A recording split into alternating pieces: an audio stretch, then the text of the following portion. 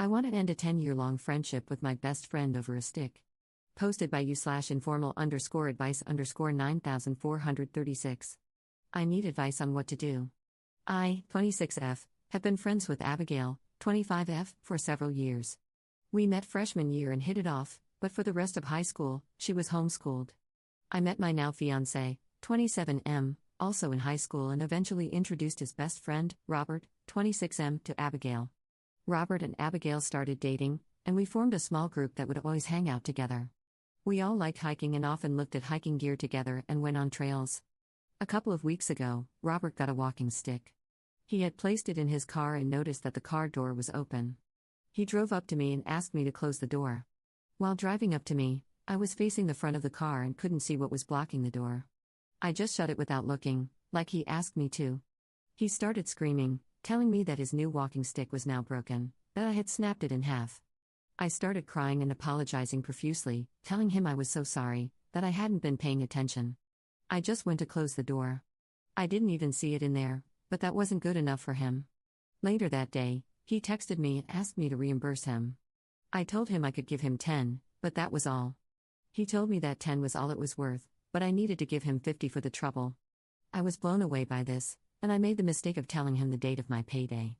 When that day arrived, I had forgotten all about the stick and had taken a nap after school and work. I woke up to countless text messages and multiple group chats of him telling me to pay up and that it was my payday.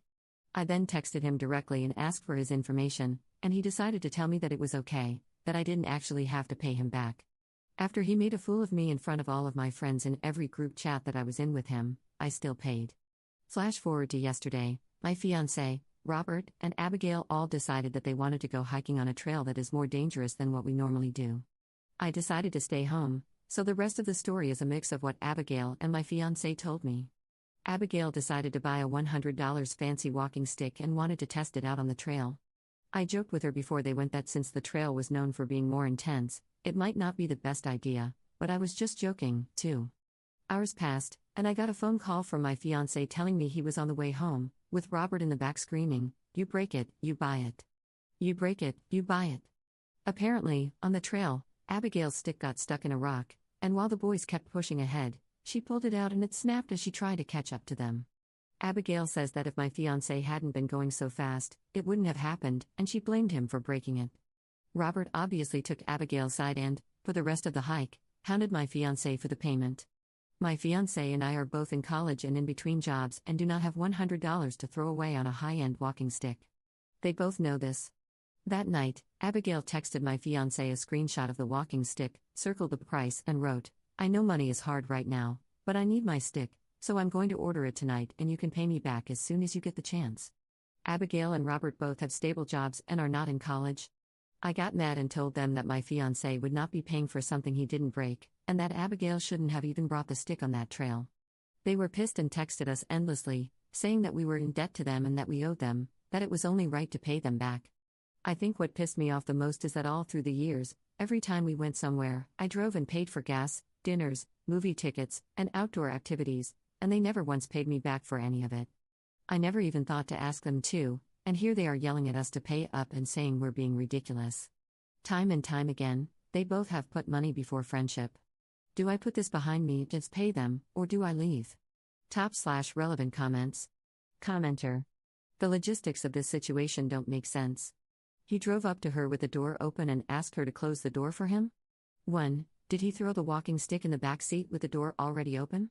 Did he know the stick was blocking the door? Why did he not warn her about the stick when asking her to close the door? 2. Is it possible to drive with the door open on new cars? There must be a whole bunch of alarms going off, right? 3. He really asked someone else to close the door for him? What a lazy piece of trash. Get up and close your own damn door. Ops response. Okay, so the trail has a small little gravel loop that you're technically not supposed to park on, but he did it anyway. Robert and my fiancé were talking when he put the stick in, so when he closed the door it didn't fully shut. He has an older car, but I also don't think he was paying much attention. When he started driving, the car did start beeping at him that the door wasn't shut. He did the gravel loop to pull out and saw that I was walking toward the car loop, so he stopped and asked me to shut it. I do admit I wasn't paying attention, so I just opened the door and re-shut it a bit hard to make sure the door closed, but in doing that, the stick snapped. That's when he started to make a fuss that it had broken. In my defense, he has a lot of tint on his windows, and he didn't mention the stick was blocking the door. Commenter 2. Not sure if I'm misinterpreting, but did you pay $50 for a $10 stick for the trouble? Ops response. Sorry for the misunderstanding. In short, I did only end up paying the $10. So when he texted about the payment, I told him that I could give him $10 right then and there. He then said that it really only cost $10 but $50 would be nice for the trouble, and then asked how I knew it was really only $10. I told him that $10 was all I had till the 20th, my payday, and he said that I could keep it till then, that he understood my money struggles. I assumed he was being nice. So on the 20th, when he flipped out in all the group chats and I texted him, I still only sent him the $10. Now looking back on it, I really do feel like he was expecting the $50, and that's why he said I could wait till I got paid. Commenter 3. Two nutjobs found each other and formed a personality from hell. Please stop interacting with them. They are so toxic to you and your fiancé. Sometimes we meet others who use us. This is what happened to you. Bye-bye and don't let the door hit you. And say this ASAP. Commenter 4. Guys, this feels like a setup. Hey, I'm just sitting in my car, can you come close the door for me? Arg, you broke my stick in the door, give me money. That's a scam, right? He did it on purpose to make her give him money. Then her friend got a new stick. $100, she says. Then, when it's convenient and she needs to catch up, it breaks. This feels like they are both working together to get money out of you both. Not sure why. But that's a lot of convenient situations that need compensation. Update 2 years later. My original post is from over 2 years ago. It has also been taken down since then by the mods for receiving the maximum amount of interactions for non-throwaway accounts. However, I think it's still viewable on my profile. Before the update, I'd like to clear some things up, as many of you guessed the situation wasn't truly about sticks. At the time, I was younger and wanted to get the point across without giving explicit details so that if Robert and Abigail saw it, they wouldn't immediately know it was about them. I was really talking about fishing rods, however, the situation remains the same. Instead of a hiking stick on a rocky trail, we were fishing on a boat prone to sinking. If you have any additional questions, I'd be happy to clear those up. I'm not scared of them finding this anymore. Now for the update. I'm happy to let you guys know that I dropped those scammers. We never did pay Abigail the money she requested. We didn't break it, so we didn't buy it. Although, sometimes I do feel some unexplained guilt about the situation. Like I said, our friendship was over 10 years long, so it wasn't easy or immediate to drop her from my life, but it was needed. We still follow each other on Instagram, but it's rare that we interact.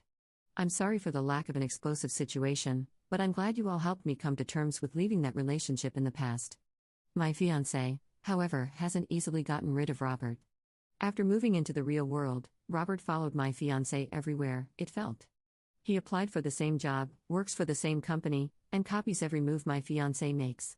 He laughs it off and lets it go, but every now and then I'm reminded of the situation, and I get annoyed all over again. But to give my fiancé some credit, we all aren't as close as we once were. Top/relevant comments. Commenter. Finally, an explanation for why the original post was so weird.